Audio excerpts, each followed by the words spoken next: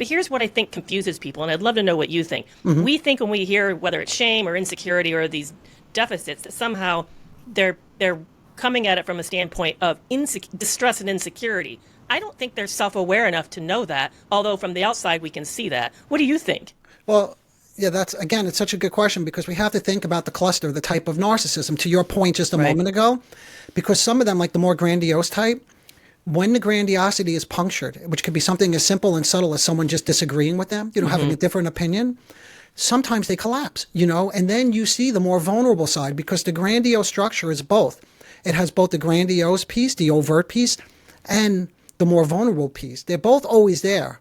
So it's just one patches over the other, or we could say they oscillate.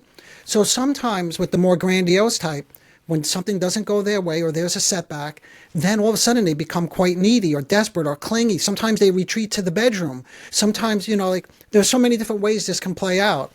But I say sometimes because other times they can become quite dismissive and make it seem like it's no big deal. Right. Other times they can become quite critical and then judge and put other people down. And that's a good way to restore. Not a good way, but that's the way they could restore their fragile sense of self. So it really depends, again, on the type or cluster of narcissism. Yeah, I see what you're saying, and that makes a lot of sense.